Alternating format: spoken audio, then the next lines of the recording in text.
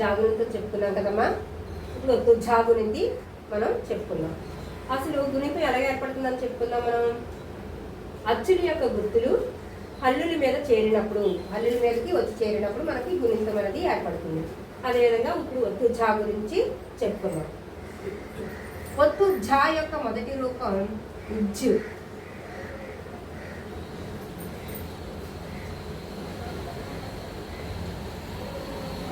ఇజ్జు.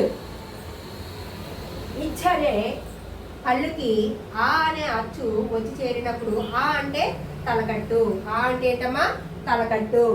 అంటే Jackie ఝాకి తలకట్టిస్తే Jha, ఝాకి తలకట్టిస్తే Jha.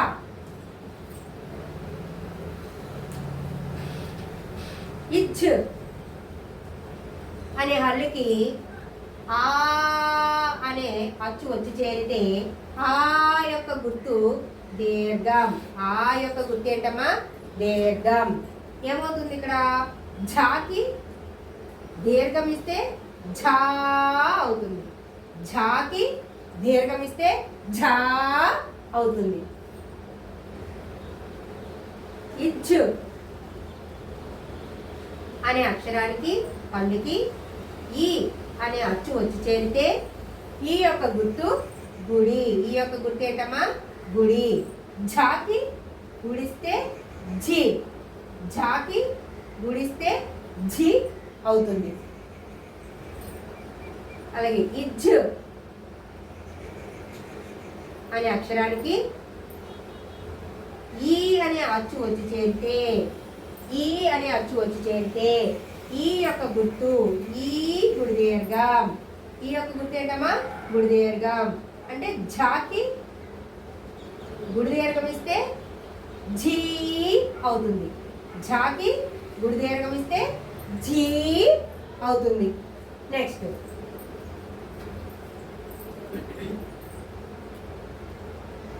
Is అనే హల్లుకి ఊ అనే అచ్చు వచ్చి చేరితే ఊ అంటే గుర్తు, ఊకి గుర్తు కొమ్ము. ఊకి గుర్తు ఏంటమ్మా? కొమ్ము. ఝాకి కొమ్మిస్తే జూ అవుతుంది. ఝాకి కొమ్మిస్తే జూ అవుతుంది. ఇజ్ అనే హల్లుకి ఊ అనే అక్షరం అనే అచ్చు వచ్చి చేరితే, ఇజ్ అనే హల్లుకి ఊ అనే అచ్చు వచ్చి చేరితే ఊ యొక్క గుర్తు కొమ్ము దీర్ఘం. ఊ యొక్క గుర్తు కొమ్ము దీర్ఘం. అంటే ఝాకి కొమ్ము దీర్ఘం ఇస్తే జూ అవుతుంది. ఝాకి కొమ్ము దీర్ఘం ఇస్తే జూ అవుతుంది. ఇక్కడ ఒత్తు ఉంది కాబట్టి ఒత్తు ఝాని నొక్కి గట్టిగా నొక్కి చెప్పాలమ్మా. ఝా అని చెప్పాలి. ఇజ్ అనే హల్లుకి అరు అనే అచ్చు వచ్చి చేరితే అరు యొక్క గుర్తు రుత్వం. అరు యొక్క గుర్తు ఏంటమ్మా? రుత్వం. అంటే ఝాకి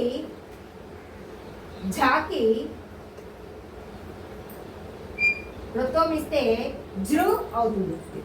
ఝాకి రుత్వం ఇస్తే జృ అవుతుంది. ఇజ్ అనే హల్లుకి అరు రుత్వదీర్ఘం. అరు యొక్క గుర్తు రుత్వదీర్ఘం. రుత్వదీర్ఘం వచ్చి చేరితే ఝాకి రుత్వదీర్ఘం ఇస్తే ఝృ అవుతుంది. ఝాకి రుత్వదీర్ఘం ఇస్తే ఝృ అవుతుంది. ఇజ్ అనే హల్లుకి ఏ అనే అచ్చు వచ్చి చేరితే ఏ యొక్క గుర్తు యత్వం. ఏ యొక్క గుర్తు యత్వం. అంటే ఝాకి యత్వం ఇస్తే ఝే, ఝాకి యత్వం ఇస్తే ఝే అవుతుంది. ఇజ్ అనే హల్లుకి ఏ అనే అచ్చు వచ్చి చేరితే ఏ యొక్క గుర్తు ఏత్వం. లేదా ఏత్వ దీర్ఘం అంటారు. అంటే ఝాకి ఏత్వం ఇస్తే ఝే, ఝాకి ఏత్వం ఇస్తే ఝే అవుతుంది. ఇచ్ అనే హల్లుకి ఐ అనే అచ్చు వచ్చి చేరితే, ఐ అనే అచ్చు వచ్చి చేరితే ఐ యొక్క గుర్తు ఐత్వం, ఐ యొక్క గుర్తు ఐత్వం. అంటే ఝాకి ఝాకి ఐత్వం ఇస్తే జై, ఝాకి ఐత్వం ఇస్తే జై అవుతుంది. ఇచ్ అనే హల్లుకి ఓ అనే అచ్చు వచ్చి చేరితే ఓ యొక్క గుర్తు ఓత్వం, ఓ యొక్క గుర్తు ఓత్వం.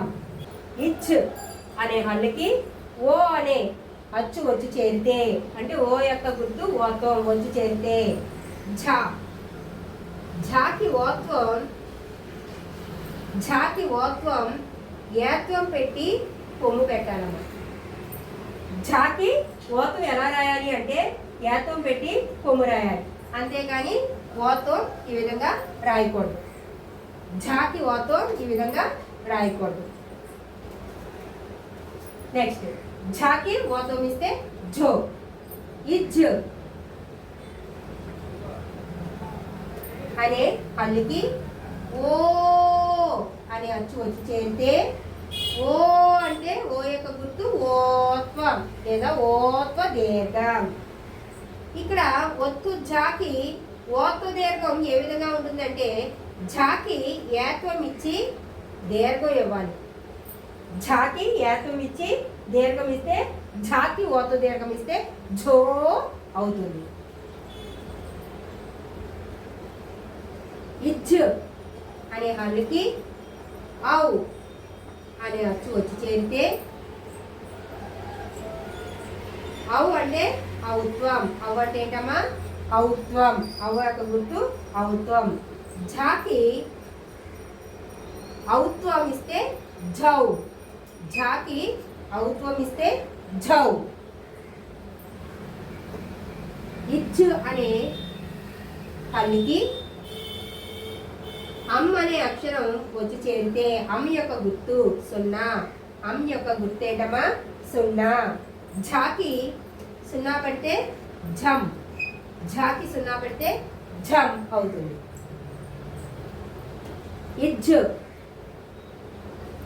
అనే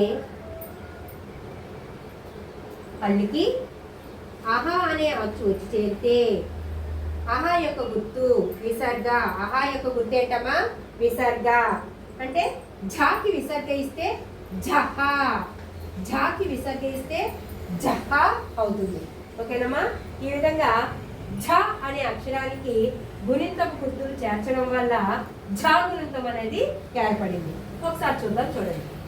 ఝాకి తలకట్టిస్తే ఝ, ఝాకి దీర్ఘం ఇస్తే ఝా, ఝాకి గుడిస్తే జీ, ఝాకి గుడి దీర్ఘం ఇస్తే ఝీ, ఝాకి కొమ్మిస్తే జు, ఝాకి కొమ్మి దీర్ఘం ఇస్తే ఝూ,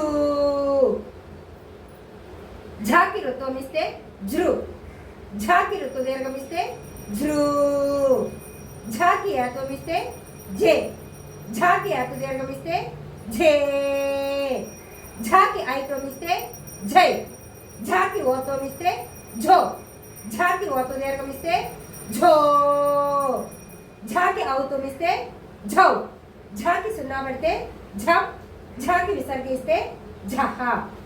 ఓకేనమ్మా. ఏ విధంగా ఒత్తు ఝా గుణితం అనేది ఏర్పడింది. ఈరోజు మనం ఝా గుణితం, ఒత్తు ఝా గుణితం గురించి నేర్చుకున్నాం కదమ్మా. మళ్ళీ క్లాస్లో మళ్ళీ కలుద్దాం. మీకు ఈ వీడియో నచ్చినట్లయితే లైక్ చేయండి, షేర్ చేయండి, అలాగే సబ్స్క్రైబ్ చేయండి అమ్మా. మరిన్ని వీడియోల కోసం మీరు బెల్ సింబల్ని యాక్టివేట్ చేసుకోండి.